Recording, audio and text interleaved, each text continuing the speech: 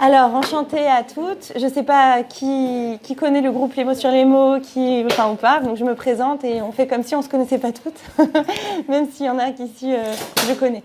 Alors, je m'appelle Myriam Ben Simon, je suis psychothérapeute et conseillère conjugale en Israël. Alors là, on va voir le couple. On va voir comment ça se fait qu'il y a des moments, je ne sais pas si vous l'avez toutes vécu, mais en principe, on le vit.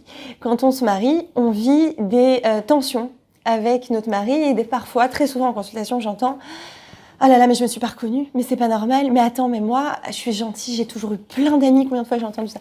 Je suis une personne, mais adorable, franchement, c'est pas pour me vanter, hein, mais on m'aime bien, on m'adore, enfin, je veux dire, j'ai plein de copines, j'ai vécu en plénière, en internat ou quoi, j'avais une ribambelle de copines, je me marie.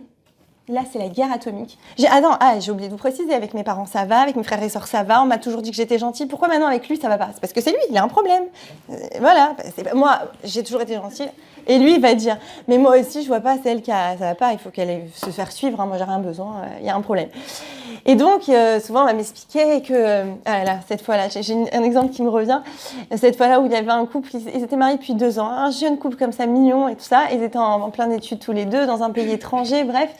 Et on voyait qu'il y avait beaucoup d'affection l'un envers l'autre, mais il venait parce qu'il dit je crois que ma femme, elle a des moments où elle devient complètement folle, elle est déconnectée, ça va pas du tout. Et il commence à montrer genre la vidéo, à un moment la pauvre où elle était... Bon, on était il y avait un très bon contact avec... au départ, c'était elle que je recevais, il y avait un bon contact, donc elle n'était pas gênée, elle voulait même que je lui montre pour qu'il comprenne, enfin qu'il me montre, pour qu'il comprenne que... Elle était complètement normale. Mais lui, il se disait, elle n'est pas normale. Pourquoi? Parce que là-bas, un jour, elle en pouvait tellement plus de crier et de lui expliquer en criant. Elle s'était assise par terre, elle ne voulait plus l'entendre. Elle lui dit, je veux plus t'entendre. Et lui, il a filmé, il a dit, vous voyez, on dirait qu'elle n'était pas sur la terre, quoi. On dirait qu'il y a des moments d'absence. En plus, il était en fac de médecine. On dirait qu'il y a des moments d'absence. Moi, il commence à me sortir des symptômes pour expliquer pourquoi, enfin, très scientifique. Je lui dis, non, mais je vais vous dire, c'est une femme, c'est tout. Elle était juste... Là, à un moment donné, c'est vrai, elle a l'impression, et ça nous arrive à toutes, on a l'impression qu'on perd le fil et parfois on me dit mais je deviens hystérique, je me reconnais plus, j'avais envie de tout casser dans la maison, d'ailleurs je m'en suis pas gênée, certains m'ont cassé les assiettes, l'autre il arrache la rideau, bon, je dis pas qu'on arrive tous à ça, mais pourquoi il y a parfois cette emprise émotionnelle où on sent que ça va trop loin, ça nous dépasse, on se reconnaît pas. En fait, il y a des cas effectivement où, par exemple, dans ce cas de ce couple, quand même, je ne veux pas vous laisser comme ça. Pourquoi en fait? Parce qu'elle avait l'impression de répéter sans arrêt, mais ils n'avaient pas le même dialogue. Elle avait un discours émotionnel et lui, il avait un discours rationnel. Donc, ça buguait. Il ne pouvait pas y avoir forcément une entente. Et chacun était à un autre niveau, une autre dimension. Donc, il faut arriver à se mettre sur la même dimension. On va le voir aussi ce soir. Mais il y a aussi une chose à savoir, c'est que en réalité, quand on se marie, quand on se met dans une relation de couple, on est dans une relation qui nous tient à cœur, forcément, et où tout revient. Il y a tout ce qu'on a vécu quelque part de douloureux, eh bien, ça va revivre, et c'est comme si inconsciemment, on va demander dédommagement à notre conjoint. J'ai souffert de telle et telle chose, en gros, je veux que toi, tu me consoles de mes blessures. C'est ça le message. Je veux que tu me consoles. Alors, lui, il va dire la même chose, et puis chacun des deux se sent un peu emprisonné ou étouffé, ou il n'en peut plus, il ne comprend pas ce qu'on lui veut, c'est trop... qu'est-ce qu'il peut bien y faire? Qu'est-ce qu'il peut faire? Donc, il y a la méthode, souvent masculine, de se renfermer, il se braque, il se dit, allez, on attend trop de moi, donc je ne vais même pas donner ça, parce que sinon je vais me sentir bouffée, donc je préfère ne rien donner.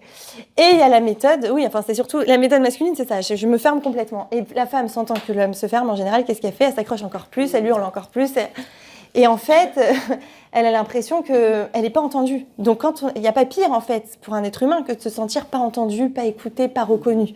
Un des besoins primaires de l'être humain, c'est le besoin de reconnaissance. Donc, si je me sens pas reconnue, je peux pas me sentir bien et surtout, je peux pas être en adéquation avec moi-même et je peux pas m'exprimer calmement. En tout cas, j'ai beaucoup plus de mal à m'exprimer calmement. Donc, ce qu'on va voir aussi, c'est comment soi-même, en fait, arriver à se comprendre pour arriver à se faire comprendre de l'autre.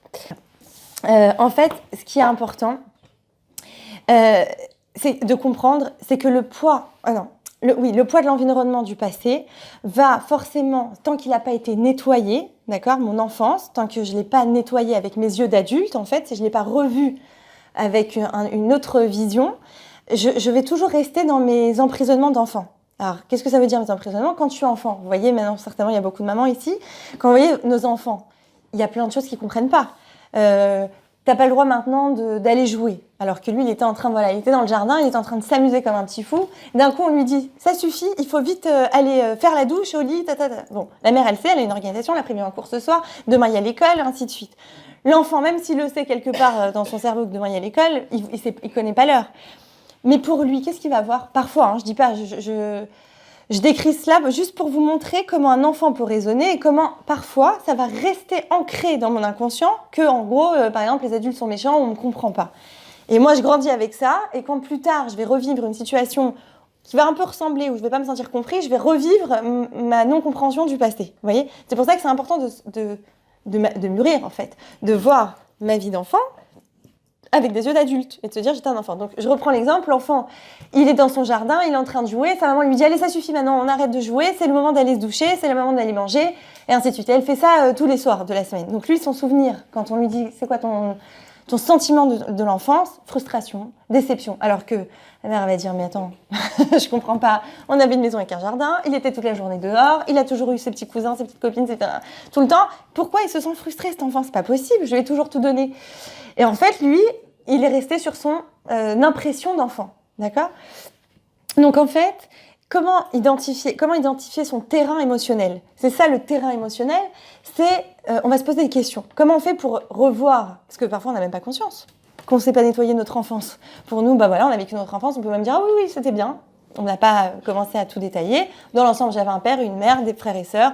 On a joué, c'était bien. J'ai pas pensé à nettoyer tout ça. Mais par contre, je vois que dans mon présent, effectivement, dans mes relations, d'ailleurs que ce soit de couple, avec le couple, ça va être beaucoup plus prononcé. Mais parfois, ça peut même être avec d'autres relations que je vais le remarquer. Dans mon couple, je vais remarquer que vraiment, je vais lui en vouloir. Je vais vouloir certaines choses et si je les obtiens pas, je vais être déçue, mais profondément. Je vais peut-être parfois me mettre à pleurer souvent. Je peux avoir des crises émotionnelles. Donc, si je le ressens comme ça, déjà, se poser une question toute simple. Quelle est l'émotion la plus présente chez moi ? Quand j'ai une dispute avec mon conjoint, qu'est-ce que je ressens le plus souvent? Et quand vous pensez à votre enfance, décrivez-la avec une émotion. C'est quoi l'émotion générale? Alors évidemment qu'il y a des milliers d'émotions qu'on a ressenties, mais la plus présente, laquelle qui revient le plus souvent. Si c'est la frustration, si c'est la déception, si c'est le sentiment de solitude aussi, ça aussi. J'avais une patiente qui me disait ah oui, moi j'ai le sentiment de solitude. Et combien vous avez de frères et sœurs? Ah, on est 7. Ah, d'accord. Bon, et ils ont à peu près le même âge ou vous êtes... je me suis dit peut-être que c'est la petite dernière ou l'aînée, des fois c'est des remariages. Ah non, on a 1 an d'écart chaque fois, donc on se suit, quoi. Mais elle avait quand même ce sentiment très, très, très présent de solitude. Ça n'empêche pas. C'est très personnel, c'est très subjectif aussi, c'est selon comment on a vécu les événements. Et en fait, à la lumière de comment on a revécu les événements, on a un petit peu revu, parce que je veux pas non plus qu'on passe notre temps sur le passé, mais on les a vus d'une autre façon. Elle dit, c'est drôle, j'ai un sentiment de solitude, mais en fait, j'étais jamais seule et j'étais souvent très entourée. Mais moi, je me braquais, donc je le ressentais pas. Donc déjà, elle prend du recul et elle voit les choses beaucoup plus rationnellement et ça calme énormément. Et aussi, ça répare mes émotions négatives du passé. Donc quand je vais devenir plus mature. Donc quand je vais être face à mon conjoint, je vais être beaucoup moins dans la tension avec lui parce que moi, j'aurais compris des choses sur moi, j'aurais fait mon travail avec moi-même, donc je serais plus à même de me dire, c'est ma responsabilité, ça m'appartient. Si je me mets dans cet état, c'est pas non que parce qu'il ne m'écoute pas en réalité. Peut-être que moi, déjà, je ne me suis pas sentie souvent écoutée. Donc là, qui me rajoute une couche de lui, qui est censé être celui qui me donne le plus d'amour, le prince charmant comme on nous vend très souvent, un peu trop souvent d'ailleurs, et bien là, ça me déçoit d'autant plus parce que de lui, j'attendais complètement l'inverse. J'attendais la réparation de tous mes traumatismes, petits ou grands. Mais je les attendais. Là, je les ai pas eus, je lui en veux. Donc ça tombe sur lui en fait. Toute ma charge émotionnelle négative, elle va se reporter sur lui. Donc automatiquement, je vais avoir des tensions énormes dans mon couple. Donc c'est pour ça que très important d'identifier son terrain émotionnel. Maintenant, quand on dit « je suis hors de moi », il m'a mise hors de moi. Souvent, c'est « il m'a mise hors de moi ». C'est l'autre qui m'a mise. C'est pas moi qui suis hors de moi, c'est « on m'a mise hors de moi ». Eh bien, en fait, on comprend que c'est un sentiment qui n'est pas tout à fait en adéquation avec ce qui se passe ici et maintenant, avec la réalité. Je suis en dehors de la réalité et en fait, il s'agit souvent, on comprend bien, d'un sentiment extrême vis-à-vis de la situation. Vis-à-vis de la situation, je sais pas, il est rentré un peu tard, il est arrivé en retard le mari, il y a eu des petites choses énervantes, c'est pas la première fois, d'accord. Mais est-ce que vraiment ça méritait que je me mette dans tous mes états? Pas forcément. Enfin, quand je revois les choses plus calmement, je me dis finalement, est-ce que sinon tout le monde se mettrait dans tous ces états et tout le monde je sais pas, s'arracherait la tête. Il faut savoir avoir une certaine stabilité émotionnelle. Si je ne l'ai pas, eh ben je dois me remettre en question à tout prix. Sinon, on est tous en danger. Donc, quand ça se passe comme ça, on comprend quoi? Qu'il y a une émotion parasite. Ce qu'on appelle une émotion parasite en analyse transactionnelle, c'est une méthode psychologique pour analyser. C'est justement en fait, j'avais une souffrance, d'accord? Je vous ai parlé de la déception, la frustration. Maintenant, j'ai pas envie de la regarder en face. Ma frustration, oui. Ma douleur. Pourquoi? Justement, c'est trop douloureux parce que j'ai pas envie, par exemple. Si je dis honnêtement avec moi-même que j'ai été frustrée enfant, alors qu'en réalité, maintenant, au jour d'aujourd'hui, j'adore mes parents. Mais c'est comme si j'attaquais mes parents. J'ai pas envie de le penser.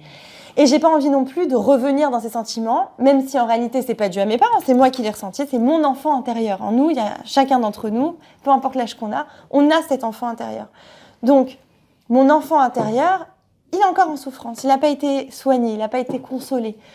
Donc quand maintenant je ressens cette frustration, j'ai un peu peur d'elle, ça me fait mal et j'ai pas encore envie de retomber dans la souffrance. Donc il y a comme une émotion comme la colère, la nervosité, l'agressivité qui va arriver et qui va m'aider finalement à camoufler le sentiment qui est beaucoup plus profond et beaucoup plus douloureux et que j'ai pas envie d'aller voir finalement. Donc je vais devenir quelqu'un de nerveux, quelqu'un parfois d'aigri, peu importe, vous voyez, c'est ça le sentiment parasite. Et ça, en fait, ça sert à maintenir notre idée de nous-mêmes, des autres et du monde, et de cacher ou de nous cacher ce qui nous fait vraiment, réellement mal. Vous voyez ce que vous me suivez là?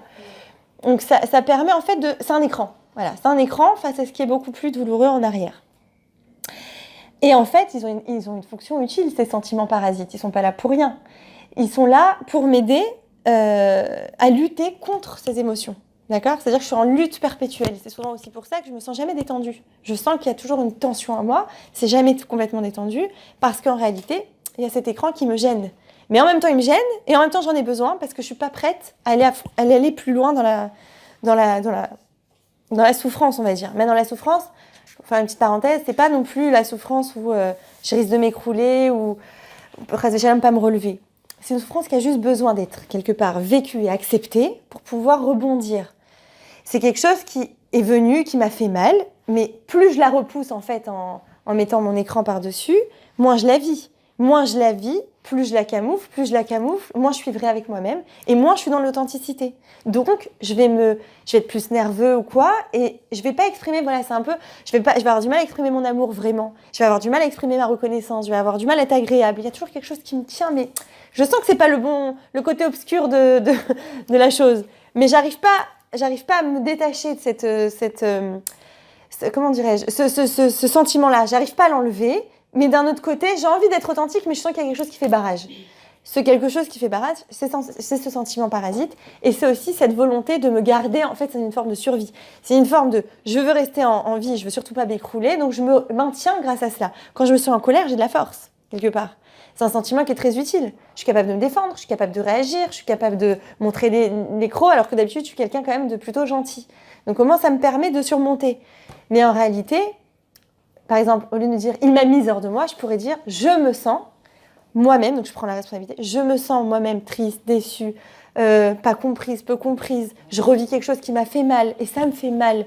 Et pleurer et reconnaître que c'est pas que l'autre le pécheur, quoi, le fauteur, c'est pas que lui, c'est moi en réalité, avec moi-même. Il y a une phrase qui dit « tout commence par moi, tout finit par moi ».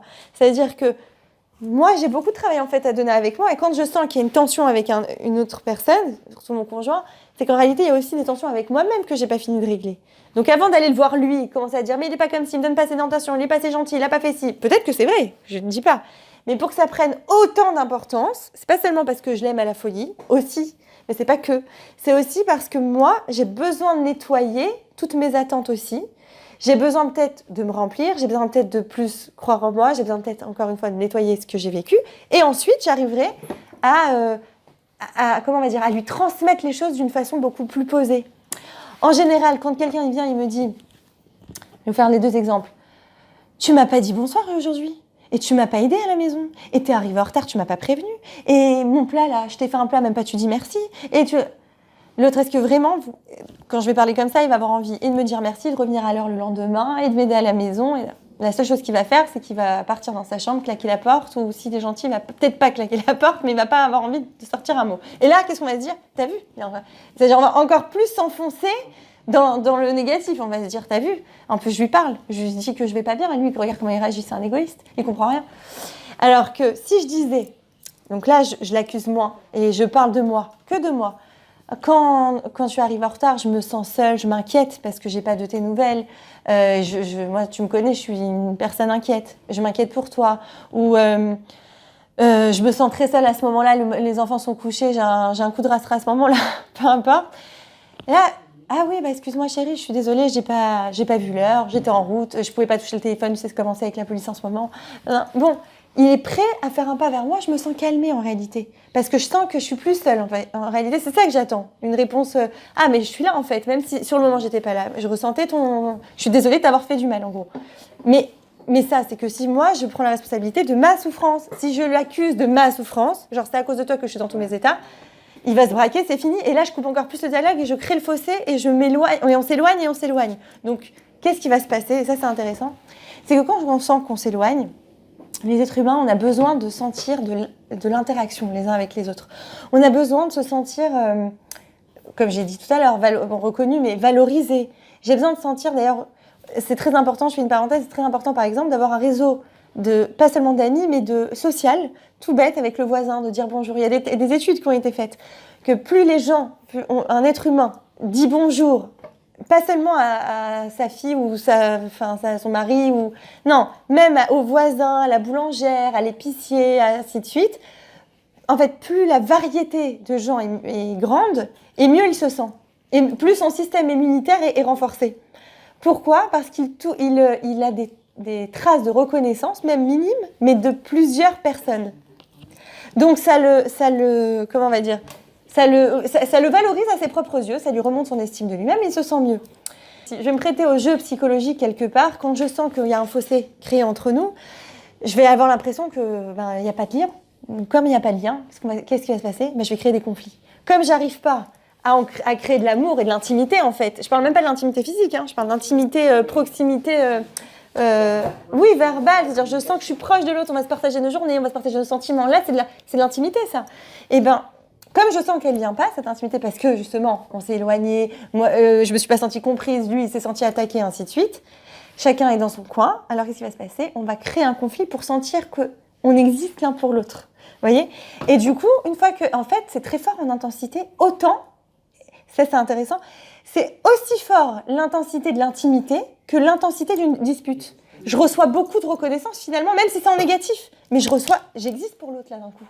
L'un et l'autre, on existe l'un pour l'autre, donc ça y est, je suis rassurée. Maintenant, ça résout aucun problème, ça va pas faire évoluer les choses, on va pas mûrir tous les deux grâce à ça, mais au moins, je suis satisfaite sur le coup, je sais que j'existe, et lui aussi.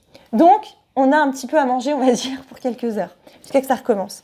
Mais ça peut durer des années et des années et des années. C'est comme les jeux psychologiques, ça va être des choses toutes bêtes. Le genre de mari, on les attaque les paris soirs, les pauvres. Non mais, parce qu'on est dans le couple alors. Le genre de mari qui est là il est dans la salle de bain. Ah, elle est où ma brosse à dents encore? Ah, et mon dentifrice, il est pas refermé.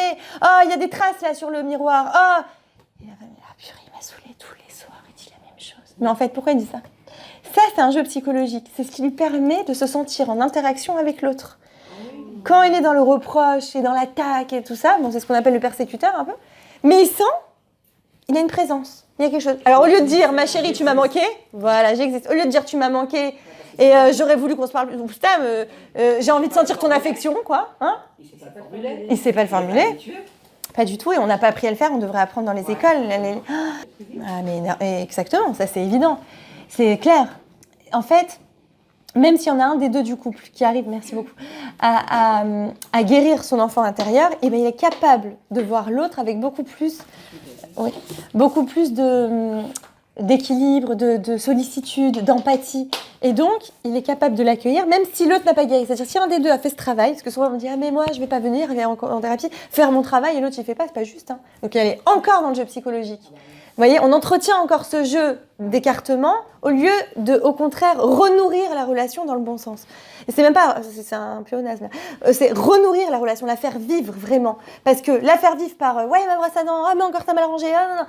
c'est pas vraiment la faire rire, ça. Rire. La faire nourrir, c'est pas la faire rire non plus, mais c'est pas la nourrir.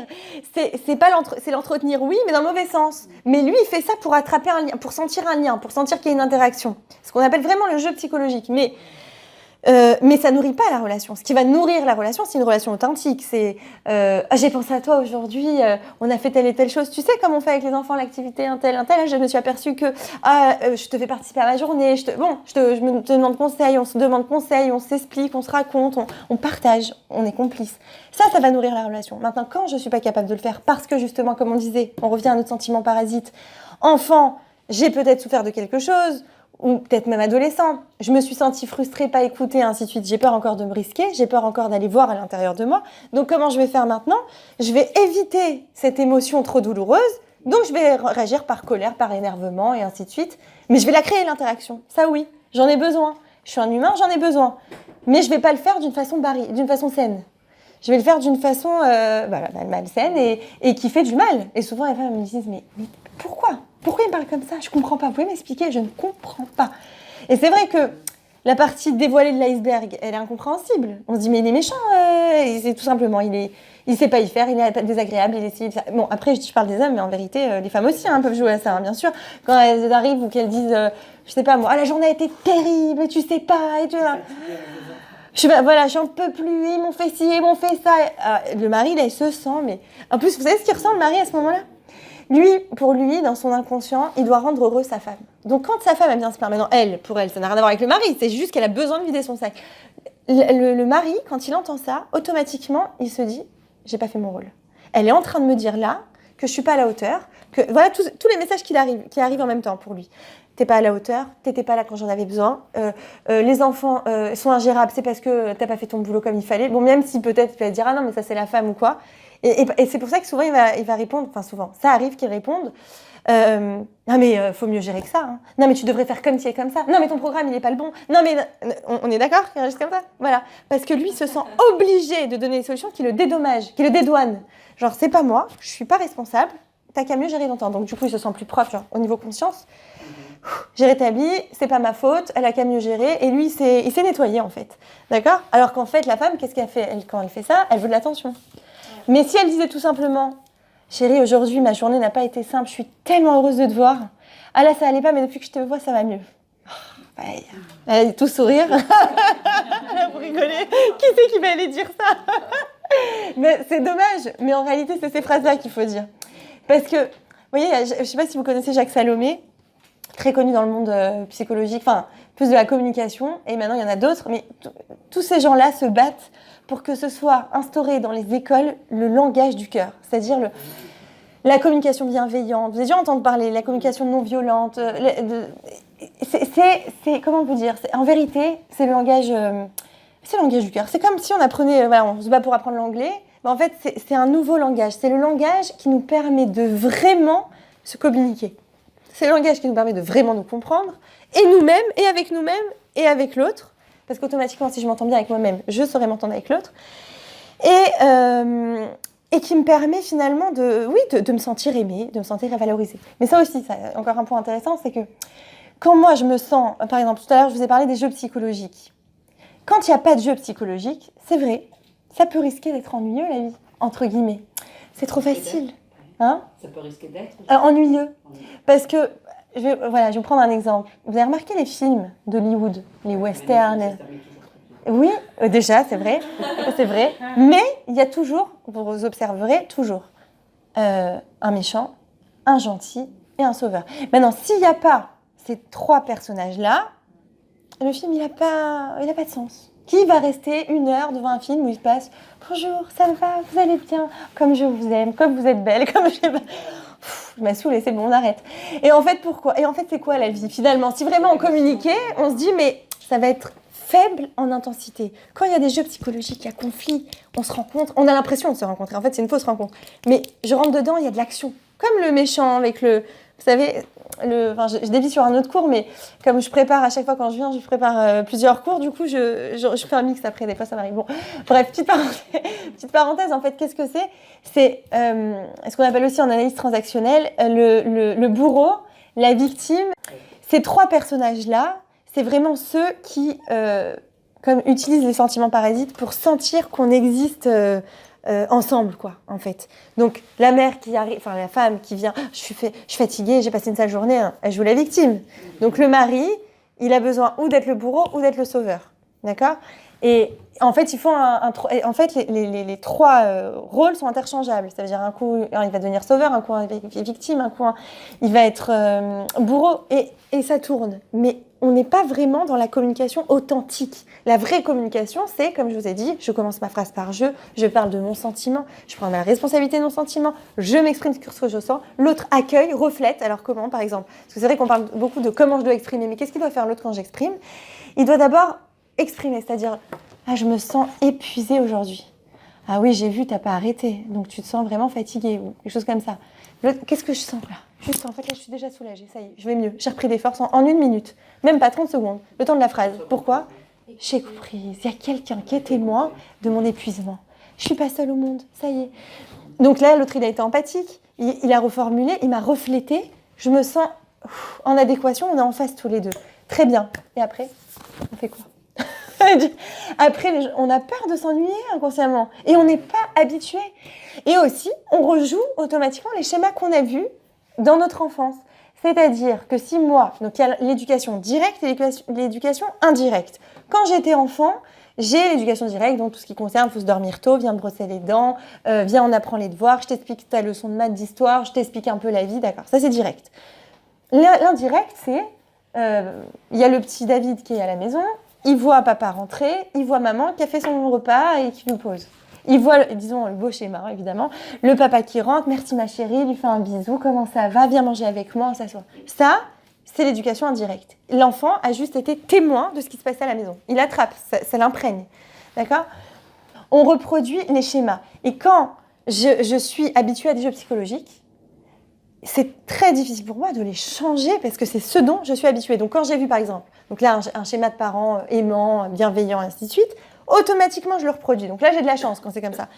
Quand j'ai un peu moins de chance et que c'est plus... Bon après il y a évidemment des nuances, il y a du bon, il y a du mauvais partout, mais disons que c'est un couple plus tendance au conflit, tendance au jeu psychologique, tendance au jouer au persécuteur, victime, bourreau assez souvent, l'enfant va capter, s'imprégner de cela. Qu'est-ce qui va se passer automatiquement ? Il va, en période de crise émotionnelle, reproduire ça, beaucoup plus facilement que l'autre qui n'aura pas vu ça. Mais c'est ancré en lui. Donc comment on fait pour s'en sortir ? Pour recréer, en fait, pour revenir dans l'émotion authentique, eh ben, je dois justement m'entraîner. C'est-à-dire ce que je vous disais tout à l'heure, le langage du cœur. Et en fait, la solution à tout ce que je vous ai exposé comme problème, c'est de rentrer dans la communication bienveillante. C'est-à-dire que je dois apprendre, donc là je vous conseillerais même de lire des livres sur Marshall Rosenberg, mais comment il s'appelle le livre ? J'ai un trou d'un coup. Bon, on effacera que j'avais un trou. Mais, des portes ou des murs, je crois que c'est. Des portes ou des murs. Je ne sais pas si je l'ai écrit là. Bon, ça doit, j'ai dû l'écrire. Bon, bref. En tout cas, ce qui compte, c'est que je dois apprendre à communiquer pour de vrai, être dans l'authenticité et pas dans mes jeux psychologiques. Maintenant, c'est vrai que souvent, on va me dire « Non, mais j'ai fait un atelier sur la communication non violente. Non, mais j'ai fait ci, j'ai fait ça. » Et ça fonctionne pas. C'est pas que ça fonctionne pas, c'est que mes schémas sont ancrés. Et ça se trouve depuis plusieurs générations. Donc forcément, pour en sortir, ça va pas se passer en 5 minutes. C'est comme maintenant, j'ai une langue maternelle. Voilà, et mon exemple tout simple. Je suis française, je suis venue, j'ai fait mon alia il y a... ça dit plus, 18 ans en Israël. Je parle, mais je veux dire, je sens que c'est pas le français, quoi. C'est pas pareil du tout. Je pourrais pas donner un cours en hébreu comme je donne en français, ou alors il faut que j'apprenne sur le bout des doigts. Là, voilà, il y a mes feuilles, je les regarde à peine et je vous parle. Parce que c'est ma langue. Donc, je peux trouver d'autres mots, j'écris quelque chose et je dis autre chose, mais ça veut dire la même chose. On est d'accord.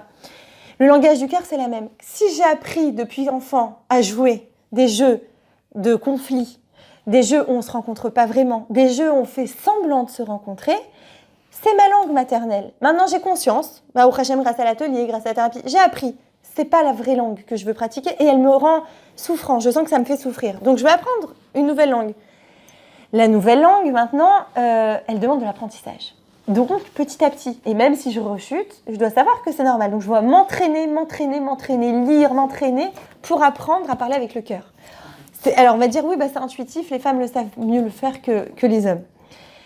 Peut-être, mais peut-être pas. Les hommes peuvent aussi l'apprendre. Ce qu'il y a, c'est que les femmes, elles vont peut-être plus faire parler leurs émotions. On est plus du regesh et l'homme, il est plus dans le rationnel, en général. mais je trouve que la tendance commence à changer. Mais en général, on est plus, enfin c'est mon avis ça, mais on est beaucoup porté sur le regesh. Donc automatiquement, on va parler un langage émotionnel. Mais ça n'empêche que parfois on parle un langage émotionnel qui est attaquant, qui est agressif pour l'autre. Donc je dois quand même apprendre, en fait, apprendre la responsabilité de mes sentiments, tout simplement. Quand je commence souvent dans mes questions-réponses, je dis commencer par je. Qu'est-ce que ça veut dire commencer par je? C'est parle de toi. Arrête d'attaquer l'autre. Le tue, ça tue. C'est bien connu. Voilà. Donc, parlons de soi. Ça, je voulais voir.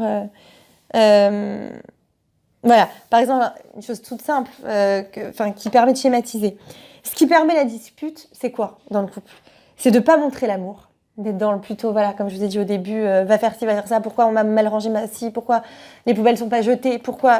Donc ça, c'est je montre pas d'amour, mais en fait, je cherche le lien, mais d'une façon négative. Ne pas dire ce que l'on ressent vraiment. Je dirais jamais, tu m'as manqué, je suis contente de te voir, ça me fait plaisir que tu sois arrivée, ce genre de choses, je dirais pas. Et je confirme mes convictions. C'est-à-dire, mes convictions, les hommes sont tous... mauvais, ils s'occupent pas de la femme, sont tous dans le rationnel, ils n'ont pas de sentiments, ils pleurent jamais, ils n'ont pas envie, voilà, peu importe, les fausses croyances qu'on peut avoir là-dessus, je vais me confirmer mes convictions quand je vais, en fait, je me rends pas compte, mais j'entretiens. Quand je suis dans mes jeux psychologiques négatifs, j'entretiens, et automatiquement, je confirme mes convictions de base, d'accord? Donc pour sortir de là, les clés pour ne pas se disputer, justement, c'est de se laisser toucher par l'amour, ne pas en avoir peur. Moi-même, plonger dans mes émotions moi-même et me reconnecter à... Mais oui, il y a du positif, il n'y a pas que du négatif dans ma relation. Il m'apporte aussi du bien, je lui apporte aussi du bien. Sur quelle base on s'est mariés, se rappeler de tout ça, se laisser toucher par l'amour et prendre le temps de sentir ce qui se passe en nous au moment où ça se passe.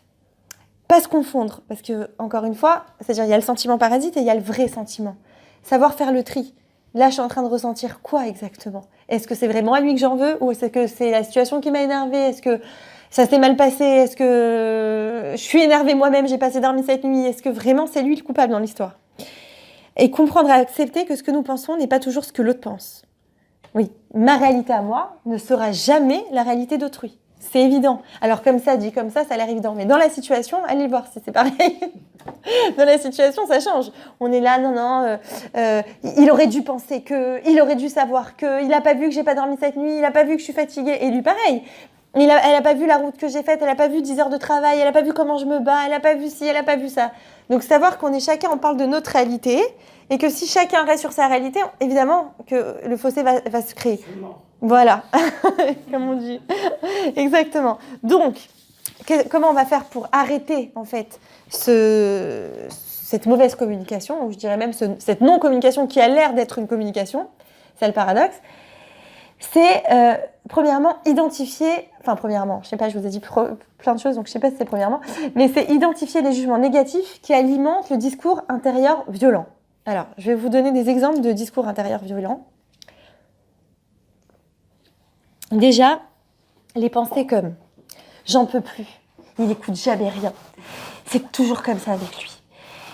C'est reparti, il me refait encore sa scène, ou il me refait encore sa crise, ou il est encore pas content, il me refait sa tête, ou il me refait ça. Ou encore, il est inhumain, il est incapable de me comprendre. » Voilà, tout ça, c'est ce qui alimente, voilà, c'est de l'eau à mon moulin. D'accord ? Ça alimente mon discours intérieur violent.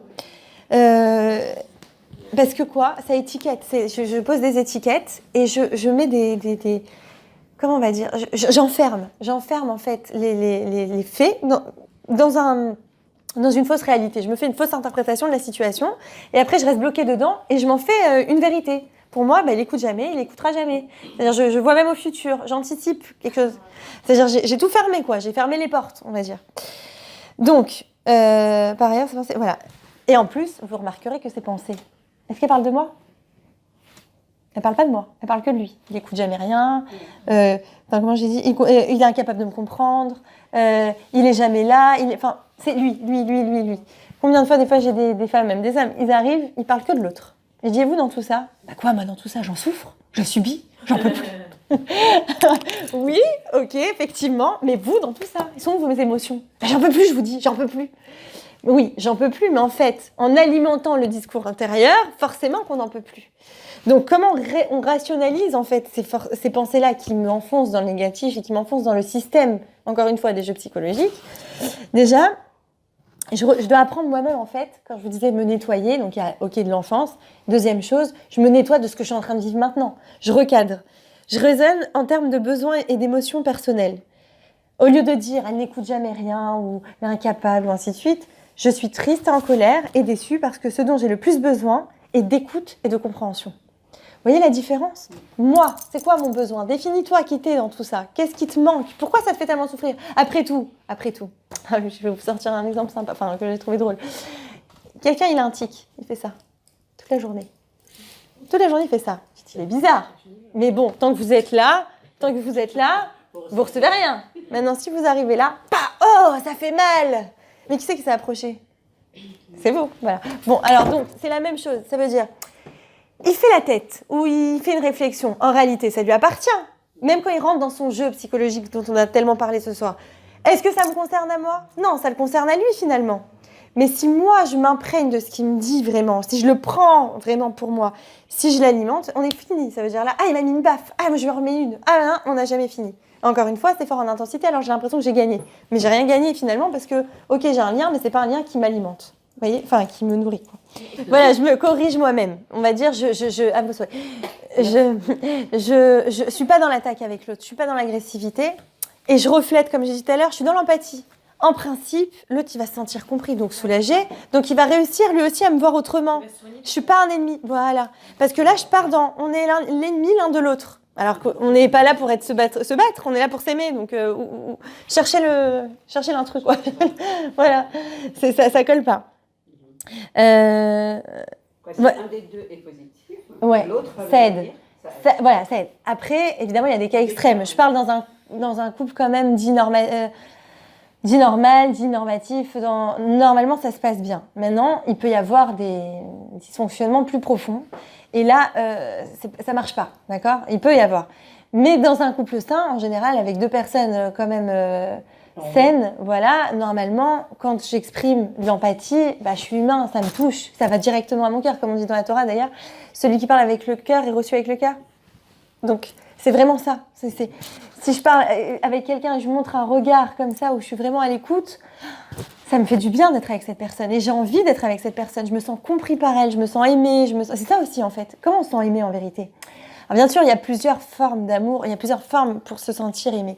Mais une des formes les plus puissantes, je pense vraiment, c'est de sentir compris, de sentir écouté. La personne, elle arrête tout, elle est là, et elle regarde, et elle donne de l'attention. C'est extraordinaire et c'est puissant. Il n'y a pas mieux que ça. Ça vous arrive pas des fois, je sais pas, vous avez passé une sale journée, vous sortez, vous faites une course ou vous allez chercher vos enfants et là il y a une amie qui est sur le pas de l'école aussi ou bref. Et puis il y a un regard qui se croise et vous avez passé vraiment une mauvaise journée. Et là vous vous dites oui ça va mais et elle vous dit une phrase comme ah là là toi t'es courageuse ou toi t'as fait ou toi je sais pas, elle va valoriser, elle va montrer une marque comme ça de reconnaissance. Tout de suite, on va se sentir proche de la personne et on va aimer la voir. On va aimer la revoir. Oui. D'accord ? Et ça, on peut le revivre tous les jours avec notre mari, en fait, avec notre entourage. Ce qu'il y a, c'est que souvent, on réserve les jeux psychologiques à notre entourage et les gens extérieurs, on va chercher l'intimité. Naturellement, on va être plus dans l'intimité, on va se dévoiler un peu plus. Parce que pourquoi ? Ça m'implique moins, en fait. C'est moins dangereux pour moi. J'ai l'impression que je vais moins me mouiller. La personne, je la vois 5 minutes, après, je la revois plus. Ou je la vois 1 heure, après, je la revois plus. Tandis que celle avec qui je vis, c'est comme si j'allais montrer ma vulnérabilité. Donc j'ai peur, je vais me mettre à nu. Et si on me rejette ? Et si quand j'étais petit, par exemple, quand je disais à ma maman « Maman, je t'aime » ou « Maman, je veux un câlin » ou « Maman… » Et maman, elle n'était pas réceptive. Dans mon inconscient, c'est dangereux de dire ces sentiments. Donc maintenant, j'ai peur de les dire. Donc j'ai peur de me dévoiler. Donc avec la personne aimée, je vais être un peu sur la retenue. Je vais me montrer plus froid ou je vais préférer les jeux psychologiques parce que ça me permet de sentir encore une fois le lien. D'ailleurs, c'est valable, parenthèse éducative, c'est valable avec nos enfants. Combien de fois j'ai ces questions ? Mais comment on fait il est toujours en train de m'énerver, on dirait qu'il sait exactement où appuyer pour m'énerver, comment ça se fait, ainsi de suite. Mais en fait, l'enfant, comme il n'a pas trouvé, à vos souhaits, comme il n'a pas trouvé de moyen d'avoir de l'affection dans le bon sens, il n'a pas eu sa compliment, il ne sait pas comment il demander ou quoi, il va rentrer dans le parent, au moins il est sûr d'avoir un peu d'affection, même si c'est d'une autre façon. Vous voyez ? Donc on réagit pareil les adultes, des fois on croit que c'est les enfants, mais nous aussi si on s'observe bien, on a beaucoup de réactions en commun finalement. C'est important de décoder les émotions cachées derrière les paroles. Quand on est submergé par des émotions, vive et douloureuse, on a tendance à ignorer et à rejeter les demandes de l'autre. On se sent agressé. Donc automatiquement, encore une fois, barrage. C'est pour ça que la communication, ça a l'air de rien. On se dit oui, la communication. Mais en fait, sans la communication, on ne crée pas, on ne construit pas et on peut risquer de s'éloigner. Donc c'est pas du tout un luxe que de bien communiquer. Voilà, c'est vraiment... Oui, les personnes ne savent pas communiquer. C'est pour ça que... J'explique bien en profondeur les jeux psychologiques avec bourreau, victime, sauveur. Et en fait, c'est exactement ça. Ça veut dire qu'ils restent toujours en surface, en façade, et ils ne vont pas en dessous, en fait. Vous voyez, c'est comme il y a un puits, d'accord. Je vais prendre l'eau sale du devant. Vous savez, le puits, disons qu'il y a de l'eau, et puis il y a les nappes phréatiques en dessous. En vérité, on a toute la même source. Pareil pour d'ailleurs les êtres humains. C'est une métaphore. Nous, on prend tous notre source d'amour où ? Chez Hachem. On a tous une étincelle divine chez qui on se nourrit, d'accord ? Maintenant, quand j'y vais, moi, profondément à l'intérieur, je suis capable d'aller toucher l'autre dans le cœur. Mais quand moi, je n'y vais pas et je reste en surface, eh bien, je reste en surface avec l'autre. Vous voyez ? Donc, ce qui est important, c'est que moi, j'aille en profondeur pour arriver à toucher l'autre. Et plus moi, je suis profonde, plus j'arrive à toucher l'autre en profondeur. Plus lui, il est en surface, plus j'arrive à l'attraper, on va dire. Maintenant, c'est vrai que c'est un exercice compliqué, dans le sens où, des fois, il faut être très profonde pour arriver à toucher l'autre et à dépasser sa nervosité, son agressivité et son comment on va dire, sa capacité à se murer dans son sentiment parasite. Vous voyez ? C'est difficile. Quand je vois comme un enfant, il y a un proverbe chinois qui dit qui est le plus dur et à qui c'est le plus dur de donner, en fait, c'est lui qui en a le plus besoin. Et nous, on a du mal à le donner parce qu'on se dit mais il mérite pas, il a pas mérité, il est méchant, il est ci, il est ça, mais en fait, c'est parce qu'il ne se trouve pas. Il est enfermé dans sa prison intérieure. Vous voyez ? Et c'est sûr que nous, c'est de se dépasser que d'aller dans les profondeurs, on va dire, de la nappe phréatique ou de l'étincelle divine pour arriver à le chercher, à lui donner de l'amour et à l'ouvrir, et ainsi de suite. C'est un exercice compliqué, quelque part, mais qui est très nourrissant et très vitalisant. Parce que je sens que j'arrive enfin à le toucher, celui qui se braque comme ça et qui s'emmure. Et finalement, une fois qu'on arrive à casser cette carapace, c'est quelqu'un de très tendre, souvent. Vous voyez ? Voilà. Donc voilà, ce qui est important aussi, c'est de savoir faire preuve d'empathie, on l'a dit, et savoir aussi, quand il y en a un qui commet une erreur avec l'autre, souvent dans un couple, quand on se dispute, donc on a parlé des crises émotionnelles, on a parlé de se nettoyer, et on a parlé comment va se finir la crise émotionnelle. En général, on entend le pardon. Quand est-ce qu'il va me demander pardon ? Quand est-ce ça va ranger ? Alors malheureusement, il y a des couples qui se fâchent et puis le lendemain, ils font comme si de rien n'était, alors qu'en fait, c'est pas réglé. Parce que tant qu'on n'a pas communiqué de façon authentique, la dispute ne se réglera pas. Ça, c'est un leurre. C'est un leurre de se dire, bon bah ça y est, c'est passé, voilà, dans une semaine, on aura oublié. On n'a jamais oublié tant qu'on n'a pas réglé les choses, tant qu'on ne s'est pas parlé franchement, tant qu'on n'a pas échangé, Alors je dis pas qu'il faut des grandes excuses, des fois on a un peu de pudeur, on a honte, justement, on n'arrive pas, il y a trop de sentiments autour, il n'y a pas de souci. Mais tant que, au moins, j'ai pas senti, des fois, vous savez, avec un regard, un toucher de main, comme ça, on sent à un moment donné que oui, je regrette ce que j'ai fait, et je te l'exprime quelque part, je me sens mieux, et on peut repartir sur des bonnes bases. Maintenant, qu'est-ce qui se passe quand en réalité, il n'y a pas eu d'excuses, il n'y a pas eu de vraie connexion à un moment donné après cette dispute? Et bien en fait, nous on se dit non, c'est bon, c'est passé. En réalité, il y a de la colère qui s'installe, qui devient de la rancune, et ça s'imprègne à l'intérieur, mais même, j'ai envie de vous dire, on s'encrasse dedans. Et après, quelque part, on ne se supporte pas, mais on fait semblant de se supporter. Et on s'enfonce dans ces jeux-là psychologiques, mais au fond, c'est dur à dire, mais on ne sait plus où est l'amour. On vit ensemble comme des colocs, et il n'y a pas de véritable connexion. Et ça, c'est dangereux. Parce que c'est pas parce qu'on est marié sur le papier et qu'on a pris cette décision il y a quelques années qu'elle est valable aujourd'hui. Un couple, ça s'entretient tous les jours. Tous les jours. Et si je ne l'entretiens pas une journée pour peu importe quelles sont les raisons, ou qu'on s'est disputé, je dois savoir que si je ne le rattrape pas, c'est comme un fossé que j'ai créé. Tant que je ne l'ai pas rebouché, je fragilise ma relation. Donc c'est important de savoir se demander pardon. Vous la connaissez, ça me vient une histoire, sûrement vous la connaissez. Il y avait un enfant qui piquait des crises de colère très souvent. Et un jour, et son père n'en pouvait plus, il dit « faut que tu t'arrêtes. » Le petit n'arrête pas, puis un jour il dit « Papa, ça y est, je veux arrêter de faire des crises. » Il lui dit « Très bien, à chaque fois que maintenant tu auras une crise, tu plantes un clou sur la barrière, une barrière en bois. » Alors il dit « Bon, c'est ça ton exercice, d'accord. » Alors, c'est vrai, il n'arrive pas tout de suite à s'empêcher de s'énerver, donc il met des clous. Alors, il lui dit, papa, voilà, j'ai fait ce que tu m'as dit, j'ai mis des clous. Il dit, viens, on va les compter. Il en compte, il y en a beaucoup.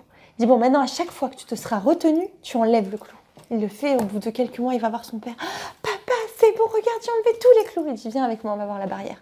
Ils vont voir la barrière, et là, il voit plein de petits trous. Il lui dit, alors, qu'est-ce que tu penses de ces trous maintenant? Qu'est-ce qu'il faut faire? Alors, le petit tout défait, il dit, bah oui, il faut les reboucher maintenant. Et voilà, en fait, c'est ça. La colère, évidemment, ça crée des dommages. C'est pas anodin. Et c'est vrai que ça détruit la relation de confiance qu'on a pu avoir. Et c'est comme les kilos. Autant pour les perdre, on met des années, pour certaines, des mois pour d'autres. Et autant pour les prendre, en 2 minutes, c'est fait. Et ben, en fait, dans le positif et le négatif, c'est un peu le même rapport. C'est-à-dire que quand je suis bien avec mon conjoint et on s'adore, il a confiance et tout va bien. C'est des efforts quand même. Bien que quand c'est naturel, c'est merveilleux, mais on sait quand même que ça demande des efforts. On a atteint quelque chose et là, il y en a un des deux, il a piqué une crise. Et il s'est mis ou à insulter, ou à mal parler, ou à décevoir, ou ainsi de suite.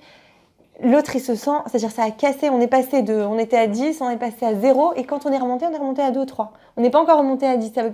C'est pas parce qu'il m'a dit pardon, t'as eu, hop, ça y est, je suis revenue à 10, tout va bien, il s'est rien passé. Non. On est redescendu plus bas. C'est pour ça que c'est très important aussi de faire attention à ma crise émotionnelle et à me nettoyer. C'est primordial parce que moi je prends... Voilà, de ne pas dépasser les limites, de savoir Mais c'est quoi ça? C'est savoir se connaître. Parce qu'encore une fois, quand j'accuse l'autre, c'est qu'en fait, j'ai jamais eu conscience de moi. J'accuse tout le temps l'autre. Pourquoi? Parce que je ne me regarde pas moi. Comme j'ai lu une phrase il n'y a pas longtemps de Gandhi qui disait mieux vaut faire le tour de soi-même une fois plutôt que le tour du monde 10 fois. C'est vraiment ça. C'est-à-dire, déjà, ayons conscience de nous-mêmes avant de chercher à faire Enfin bon, souvent, on va faire à l'extérieur. Mais c'est tellement compliqué d'arriver à se connaître. C'est un processus. C'est long, des fois, parfois. Mais il faut en être conscient. Ça demande un effort. Ça ne se fait pas en 5 minutes. Et comme toute chose qui dure longtemps, ça ne se fait pas en 2 minutes. Comme un régime, on sait très bien que celui qui perd 15 kilos en 3 mois, il risque d'avoir l'effet yo-yo très rapidement. Celui qui perd 15 kilos en 1 an, 1 an et demi, ben en général, il a pris d'autres habitudes alimentaires. Même sa personnalité a changé quelque part. Donc, ça va durer. C'est la même chose dans tous les domaines, en vérité. Donc, si moi, je suis quelqu'un de plutôt coléreux, je dois être patient. C'est le comble pour un coléreux d'être patient. Mais je dois m'armer de courage. Je vais y arriver. Enfin, je dois le savoir. Mais je dois savoir que, effectivement, c'est pas l'autre. C'est comme... un proverbe qui dit non mais tout le monde m'énerve, moi je suis nerveux parce que tout le monde m'énerve, évidemment que je m'énerve, t'as vu comment il m'a fait l'autre, il me crie, le feu rouge il le passe, il le dépasse. Alors le sage qui lui dit non, c'est pas l'autre qui t'a énervé, il a juste réveillé la colère qui existait déjà en toi. Elle est merveilleuse cette phrase, parce que si je me mets en colère, c'est qu'en moi il y a de la colère, donc arrête d'accuser l'autre, regarde-toi en face et tu auras tout gagné en fait. Donc, c'est pour ça à quel point elle peut être destructrice, cette colère, à quel point elle peut détruire ma relation, alors que hier, on était en confiance, on était bien, et en 1 seconde, il y a tout qui s'est détruit. C'est dommage. Mais on ne le fait pas exprès. C'est vrai, on ne le fait pas exprès. On reproduit des schémas, on ne se connaît pas assez, on n'a pas conscience de qui on est, on n'a pas conscience de nos souffrances, on n'a pas conscience de nos émotions. Et c'est pour ça que c'est tellement, tellement primordial de commencer à s'y mettre, en fait. Vraiment. De commencer à s'y mettre et de ne pas ignorer tout cela.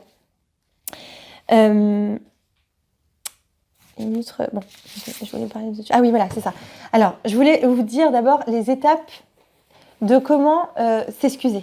Parce que parfois, on ne les connaît pas vraiment. Donc, comment vous donner des étapes. Déjà, évidemment, parce qu'on connaît... le mari, vous lui transmettrez de ma part d'ailleurs, de dire oh, je suis désolée, écoute, je n'ai pas fait exprès, ça va, on va pas faire tout un char. En fait, il a honte de dire. Déjà, quand il dit ça, on se dit ah, il a dit quelque chose, ça va pas. Mais on est énervé. Mais attends, mais non, c'est pas ça. Mais prends-moi au sérieux. Oui, j'ai été vexée. Et non, je suis pas. Parce que souvent, j'entends qu'on me dit, oui. Il dit que je suis trop pleurnicheuse, ou il dit que je suis trop ci, ou il dit que je suis trop dans l'émotion, quoi. Et ça va, j'ai rien. Mais je suis folle ou je suis pas folle, hein? Non, ils supportent. Bah oui, parce qu'ils se sentent très souvent très attaqués. Et aussi, on les a beaucoup coupés dans leur émotion. Genre, un homme, ça pleure pas, un homme, c'est fort. C'est dans l'éducation, ça aussi. Donc, du coup, il est piégé lui-même et nous, les femmes, avec. Donc, ce que nous, on attend en réalité, qu'est-ce qu'on attend quand il y a eu quelque chose de fait? On attend qu'il reconnaisse sa responsabilité. S'il vous dit, je suis désolée, mais nous aussi on peut le dire quand c'est notre faute. Je suis désolée, j'ai eu tort de réagir de cette façon. Et tu sais quoi, voilà, ce soir je suis arrivée en retard et je t'ai même pas prévenue. Demain je vais finir 1 heure plus tôt. Il y a une réparation de ce que je t'ai fait, juste sur le point. Voilà. Oui, là je vous parle d'un schéma idéal. Autant qu'on le connaisse quand même, parce que parfois on sait pas. Et puis après aussi, souvent j'entends, et ça c'est toujours, je trouve ça toujours incroyable qu'on me dise, ah donc je suis pas folle en fait. Je suis pas folle de me dire que c'est normal que je me sente mal, parce que moi j'ai l'impression d'être la méchante. Souvent c'est ça, les rôles sont inversés, c'est-à-dire souvent la femme ou l'homme, mais l'un des deux se dit, c'est moi qui suis méchant, il a dit pardon, et moi je reste sur la défensive, je suis sur la retenue, j'arrive pas à pardonner, je suis dure. Alors bien sûr qu'on a un effort à s'ouvrir à l'autre, et à comprendre l'autre, à se mettre dans l'empathie, là on arrivera mieux aussi à s'ouvrir, des deux côtés. D'ailleurs même dans la Torah on dit, l'un il a le devoir de dire Mechila, et l'autre il a le devoir de le pardonner. Ça va dans les deux sens. Mais celui qui pardonne, il doit aussi savoir le faire. C'est-à-dire s'il il dit, bon ça va, pardon, c'est bon, allez, on passe quoi, genre ça va, arrête d'être lourde. Bon, on sait très bien que ça va pas me faire du bien. Par contre, si j'ai en face de moi quelqu'un qui me dit, je suis désolée, j'ai eu tort de réagir comme ça, j'avais pas mesuré, ou c'est vrai que j'avais pas fait attention à ça. Bon, tu sais quoi, alors hier, je suis venue 1 heure plus tard, pour réparer, je viens 1 heure plus tôt. Donc là, je me sens prise en compte, je sens que ma requête a été écoutée, et je sens qu'on a compris ma douleur, quoi, on m'a pris en compte. Ensuite, je m'engage à recommencer, mais je te promets que maintenant, vraiment, et s'y tenir évidemment, la prochaine fois, je recommence pas, à 8h, je reviens, ça y est, enfin, je finirai à 8h et je te promets que j'essaierai, voilà. Et aussi, tout simplement, demander pardon en prenant le risque, en se disant, peut-être qu'elle va pas me pardonner aussi. Genre, c'est pas... Tu sais, on va prendre l'homme, mais parce qu'ils sont pas là, on peut les accuser de facile. Non, non mais celui qui arrive et qui dit, bon allez, c'est bon, allez, tu me pardonnes, c'est bon. C'est comme s'il me forçait, mais moi je suis pas prête. C'est dur quand tu me dis ça, c'est comme si, encore une fois, je suis la méchante. Tandis que si l'autre, il vient, il me dit, tu m'accordes le pardon, je suis désolée, j'aurais pas dû, tu m'accordes. Alors là, je t'ai pas imposé, je t'ai pas forcé, je t'ai laissé un peu l'espace, la liberté, et je comprends, si tu me demandes, si t'acceptes pas, je peux comprendre parce que j'ai vraiment pas été sympa sur ce coup-là. Vous voyez ? Donc là, il y a une fluidité, il y a une communication, il y a une souplesse d'esprit, en fait. Ça aussi, je remarque aussi que ce qui crée aussi beaucoup de tension dans les couples, c'est ce manque de souplesse-là. Ça veut dire que chacun, il va prendre à cœur, il va rester sur sa position, mais pour rien. Il a été vexé parce que je suis partie boire un café avec ma copine alors qu'il était à la maison ce jour-là, mais c'était pas prévu qu'il était à la maison. Et moi, j'avais un rendez-vous, je suis allée. Mais il m'a fait une telle tête, on dirait que j'avais commis un crime. C'est-à-dire, d'accord, t'as le droit de pas être content, monsieur, t'as le droit. Ok, on t'accorde le droit. Mais pourquoi tu la regardes comme ça ? Ça veut dire il fait une tête toute la journée, mais la restera. La pauvre, elle a peur de bouger un verre et dit ça y est, il va me tomber dessus. Ça, c'est trop lourd. Si, encore une fois, il apprenait à communiquer en disant franchement, je suis déçue, je pensais que tu annulerais tout pour être avec moi, c'est exceptionnel que j'ai ma journée de travail annulée ou je sais pas. Franchement, je suis déçue. Bah voilà, l'autre a dit ah oui, t'as raison, moi aussi je voulais vraiment passer une journée, bon, et on s'explique et on repart sur d'autres bases. Mais si on reste braqué sur sa position et on fait la tête comme si... En fait, c'est l'ego, ça, qui empêche la vraie communication aussi. C'est je me sens menacée par l'autre. Il s'en fout de moi, c'est fini. Il m'aime plus, il croit pas en moi. Enfin, il s'en fout. En gros, j'ai pas d'importance, je manque de considération, ainsi de suite. C'est étouffant, ça asphyxie la relation. C'est-à-dire, il n'y a pas de confiance. Et une des bases pour que ça fonctionne aussi, c'est la confiance. La confiance, je me sens en confiance de communiquer avec toi et de te dire... Bah alors chérie, t'as pas envie d'être avec moi là ? Qu'est-ce qui se passe ? Tu vas avec ta copine alors que je suis là, mais il se passe quoi ? Ouais, enfin... Non, le mari qui dit ça à la femme. Enfin là, oui. Donc, vous voyez, cette sorte de détente, quoi. On n'est pas dans la pression. Mais ça, on y arrive quand finalement, on est sûr de nous. Quand on est en confiance l'un avec l'autre. Et quand on est en confiance... Avant de l'être avec l'autre, avec soi-même. Si moi je sais que je suis quelqu'un d'aimable et que je suis digne d'amour, j'ai pas de problème en vérité. Mais si moi je doute de moi et de est-ce que je suis quelqu'un d'aimable, j'ai l'impression que l'autre, dès que je vais dire, s'il va boire un café, ça y est, il m'aime pas. Bah oui, je suis pas digne d'amour. Bah oui, qui c'est qui peut m'aimer à moi ? Bah oui, qu'est-ce que j'ai bien pu faire pour qu'elle préfère boire un café avec sa copine plutôt qu'être avec son mari ? Qu'est-ce qu'il a bien pu faire ? Vous voyez ce qui se passe ? Et ça encore, c'est ce qu'on disait tout à l'heure, c'est les jugements négatifs qui alimentent le discours intérieur violent. Il se passe en chacun d'entre nous un discours intérieur. Il peut être très bienveillant, comme il peut être très violent. S'il est bienveillant, automatiquement, je vais être bienveillant avec les autres. S'il est violent avec moi-même, je vais être violent avec les autres. C'est automatique. Donc, quand vous voyez quelqu'un qui répond mal, qui est agressif, qui est mal, sachez que, bien sûr, il vous fait souffrir, mais c'est que lui, d'abord, il est en train de souffrir. Lui, il se fait du mal. Il projette sur vous ce que lui, il est en train de il se fait à lui, en fait. On projette aux autres ce qu'on est nous-mêmes. Tout simplement. Vous voyez ? C'est-à-dire, si moi, je suis agréable avec moi-même, si moi, je m'aime, tout simplement, je m'accepte, je sais, j'ai des défauts, j'ai des qualités, mais ça va, je compense... Ça fatigue, c'est épuisant, c'est épuisant. Et du coup, l'autre, il se sent toujours jugé, tout le temps sur le qui-vive. Attention, il va me sauter dessus. Attention, qu'est-ce que j'ai fait ? Attention, est-ce que j'ai mal fait ? J'ai pas bien fait ? J'ai la tête, elle éclate. Donc, pourquoi je vous dis ça ? Parce que tout commence par moi, tout finit par moi. Si moi, je vais bien avec moi-même, et si on me l'a transmis aussi dans l'éducation, vous voyez, ça va très loin. Eh bien, je saurai le projeter sur l'autre. Mais si moi, je vais mal et que je suis tout le temps en train de me juger, et surtout négativement, je vais juger l'autre automatiquement et je vais lui en vouloir à l'autre, en fait, quelque part, finalement, de mon mal-être, presque. Voilà, celle qui projette sur l'autre ce qu'elle est elle-même. Eh ben, c'est exactement ce qu'on a dit tout à l'heure. Elle-même, elle est en train de s'emmurer, de s'emprisonner dans son mal-être, d'accord ? Elle-même, elle ne s'est pas nettoyée de son terrain émotionnel négatif. Elle a plein de frustrations. Elle est dans le sentiment parasite. Et elle se conforte dedans. C'est ça le pire. Elle se conforte parce que quelque part, ça la rassure et qu'elle a peur d'aller voir plus loin. Donc, 2 solutions. Déjà, face à une personne comme ça, je rentre pas dans le conflit. J'essaye en tout cas, parce que c'est pas simple. Mais je ne joue pas avec ça. Vous savez, les jeux, comme je disais tout à l'heure, les dentifrices, si on n'a pas fermé le truc, hein, je rentre pas dans ça. Je réponds même pas. Je donne pas de l'eau au moulin. Parce que si je commence à dire, ah, tu m'embêtes, hein, le dentifrice ou pas le dentifrice, tu sais tout ce que j'ai géré moi aujourd'hui, tu vas encore me saouler, hein. Si je rentre dans ça, il a eu son lien. Donc qu'est-ce qu'il va faire ? Il va continuer le lendemain ou dans 5 minutes. Si par contre, je m'arrête moi, je rentre même pas dans ça. Je laisse la personne se débrouiller avec elle-même en gros. Je donne pas de reflet à ça. La personne elle va s'arrêter parce qu'elle comprend que par ce jeu-là, il ne fonctionne pas. Pour jouer, il faut des joueurs. S'il n'y a pas de joueurs, le jeu ne tient pas. Donc, il n'y a pas la bonne humeur dans la mesure où elle est mal avec soi-même. Nahon, mais la bonne humeur ne vous appartient pas. C'est-à-dire celui qui a décidé, qui vit dans sa mauvaise humeur, c'est pas à l'autre de la prendre en charge. Personne n'est responsable de l'autre finalement. On est responsable de soi, c'est déjà beaucoup. On ne peut pas s'occuper de l'autre. On peut prendre soin de l'autre, mais on ne peut pas prendre en charge l'autre. Vous voyez la différence ? Donc ce que je dois faire, c'est moi m'occuper de moi, me nettoyer, être propre, être bien dans ma peau, être bien dans ma vie, m'aimer, me respecter. Quand l'autre il va faire sa scène, pourquoi par exemple l'histoire du café, t'allais boire un café ou... Je vais pas prendre mal, ça lui appartient. Moi je t'aime très fort, juste ce jour-là ça s'est goupillé comme ça, je comprends que peut-être tu m'en veux ou quoi, mais franchement il n'y a pas de raison. Allez, je te prépare un truc ou t'as pas envie ? T'as pas envie ? Ok, salut, je vais faire ce que j'ai à faire. Je glisse pas sur le même terrain. Dans son jeu. Je rentre pas dans son jeu. Si je rentre pas dans son jeu, il y a un moment donné, il va s'épuiser. Il va s'épuiser et il va chercher lui-même une autre solution pour arriver à créer un lien, parce qu'on a tous besoin de liens. Donc il y a un moment donné, il va chercher autre chose. Et là, on va pouvoir communiquer autrement. Vous voyez ? Mais c'est très dur de voir quelqu'un de mauvaise humeur. Mais ça, c'est dur parce que ça nous atteint. C'est exactement l'histoire de la baffe. C'est-à-dire, si elle fait ça, mais moi, je suis là. Elle peut faire ça autant qu'elle veut. Si je suis là, je la prends, la baffe. Même si on ne répond pas, on fait l'effort de ne pas répondre et tout, bah ça atteint quand même. Oui, mais là, parce que vous voyez, vous dites, j'ai fait l'effort de ne pas répondre. Mais parce qu'au fond, ça vous touche. Ouais. Mais en fait, quand je fais mon vrai travail à moi, qui peut prendre des fois des mois, des années, hein, c'est pas grave.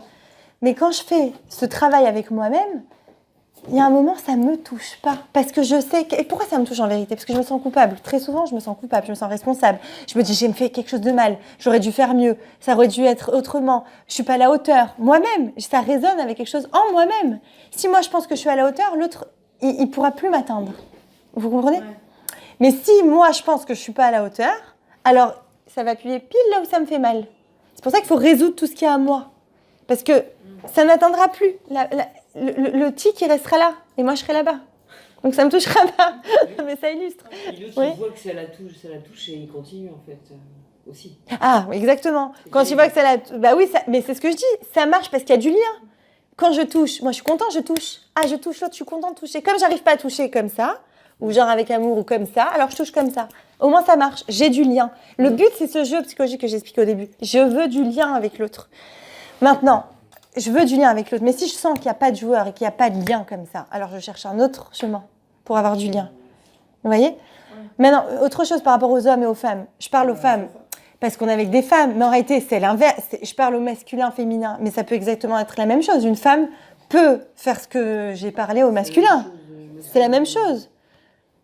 Il y a beaucoup, la femme doit aider le mari quand il rentre, quand il doit... Il y a beaucoup de... La femme doit aider, moi j'ai dit ça? Non, Ah. je pense qu'il y a Que- les femmes aussi, ils ont des torts. Ah, que les femmes ont des torts, bien sûr. Mais les deux, en fait, je fais pas de... Enfin, peut-être que là, je l'ai mal exprimé, mais je fais pas de distinction entre l'homme et la femme. Je fais juste... Voilà, il y a les jeux psychologiques, il y a le mal-être de l'un ou de l'autre. Des fois, ça vient de l'un, des fois, ça vient de l'autre. Peu importe. Et chacun doit, celui qui est en mal-être, comprendre que ça lui appartient et c'est pas l'autre qui doit en vouloir. Et celui qui voit qu'il y a toujours un conflit qui se rentre en jeu, il doit comprendre qu'il doit arrêter de jouer avec celui qui est en conflit. Mais c'est pas que ce soit un homme ou une femme ou... Pour vous, c'est pareil. Ah, pour moi, c'est pareil. C'est unisexe, quoi. Voilà, c'est ça. Ça veut dire que ça peut venir de l'homme comme ça peut venir de la femme. Voilà. Vraiment, c'est pas... Ouais, c'est vraiment... Ça appartient... C'est l'être humain, quoi, en fait, qui est comme ça. Et peu importe lequel a vécu dans quelle famille, a vu quoi, quel schéma, et reproduit quel schéma, et ainsi de suite. Il n'y a pas de... Ouais, bon, il y a pas de... Il y a juste une chose, c'est que oui, de façon générale, la femme est plus dans le sentiment et l'émotion que l'homme. Voilà. Ça, oui. Mais sinon... Il n'y a pas de différence. On peut chacun exprimer le mal-être d'une façon ou d'une autre, quoi. J'espère que ça, c'est compris. Donc, en conclusion, oui, d'abord, je voudrais vous dire aussi une chose quand même, par une touche positive, on va y venir, parce que là, on a parlé de beaucoup de négatifs. Mais en fait, donc, je vous ai expliqué le pardon, comment il doit être demandé. Maintenant, on doit aussi, pour entretenir la relation dans un sens positif, et la faire vivre et la nourrir. Donc on a dit évidemment avoir de l'empathie l'un pour l'autre, apprendre à communiquer, apprendre à exprimer le langage du cœur. Et des choses qui ont l'air simples, c'est exprimer aussi souvent que possible la gratitude. Maintenant, la gratitude, elle commence par moi. Si moi, je suis dans la gratitude avec moi-même, avec ma vie, avec, je sais pas, je suis contente, j'ai ouvert les yeux ce matin, je respire, des choses simples. Hein. D'ailleurs, c'est prouvé scientifiquement que tous ceux qui, dès le matin, pensent à 3 choses, mais des choses, mais... Non, oui, alors négatif, on est mal, et positif, on est bien. C'est-à-dire, mais des choses bêtes, hein, j'ai une bonne couette, j'ai un toit sur la tête, j'ai un petit café qui m'attend. Des choses mais les plus basiques, on va dire, qu'on a l'impression que c'est acquis, alors qu'en fait, rien n'est acquis. Et bien à ce moment-là, je pars déjà du bon pied et mon état d'esprit devient positif. Voilà. Donc, si je fais ça avec moi-même, c'est comme si je change de lunettes, je fais automatiquement ça avec mon conjoint à côté. Automatiquement, je vais me dire « Ah, je suis contente d'avoir quelqu'un à côté de moi. Ah, je suis contente, je sais pas moi, qu'il aille travailler. Ah, je suis contente, peu importe quoi. Il a souri ce matin, ça m'a fait du bien. Peu importe. J'ai de la gratitude, automatiquement, ça crée une dynamique positive. Et aussi connaître, c'est important, de connaître le ratio 5 pour 1. C'est quoi ? Il s'agit de contrebalancer une interaction négative pour 5 interactions positives. Tout à l'heure, je vous ai dit, quand on va bien, okay, et qu'il y a une dispute, qu'est-ce qui se passe ? On redescend. On était à 10 sur 10, on est redescendu, et quand on est remonté, on est venu à 2 sur 10. En réalité, c'est quoi l'interaction ? C'est pour il faut qu'il y ait, pour que ça soit équilibré, une relation pleine de vie, dans la joie et ainsi de suite, d'amour, il faut qu'il y ait une interaction négative, ça veut dire quelque chose, une réflexion, quoi, une critique pour 5 compliments. Voilà, pour schématiser. Si j'ai une critique pour 5 compliments, on reste dans un schéma positif. Mais malheureusement, très souvent, il y a 5 critiques pour un compliment. Donc, forcément, c'est une mauvaise dynamique. Donc, il faut inverser tout ça. Et ce rapport de 5 pour 1, en fait, c'est un secret pour un peu se dire, allez, pour avoir un peu un chemin à suivre. Ça sert aussi à ça, les maths, pour arriver à se comprendre, à communiquer, à partager. Donc, si je suis dans le 5 pour 1, en positif, eh ben, on peut être sûr que notre couple, il est dans un bon, ce qu'on appelle la banque affective, elle est bien remplie, on n'est pas découvert, et on va durer Bezrat Hachem longtemps. Donc, vous l'aurez compris, le travail de nettoyage des émotions, comme on l'appellera ce soir, pour l'occasion, comprendre. Donc, identifier, comprendre, appréhender mes émotions est un exercice auquel je dois m'atteler avec persévérance si je veux une relation saine et épanouie. C'est obligatoire. Et que ma relation soit de qualité. Être à l'écoute de l'autre est une clé de la communication, mais si je ne commence pas par moi-même, par m'écouter, qui le fera ? Comme disait Hillel, si vous n'êtes pas pour vous, qui le sera ? Si vous êtes seulement pour vous, à quoi cela sert-il ? Et si vous ne commencez pas maintenant, quand commencerez-vous ? Voilà.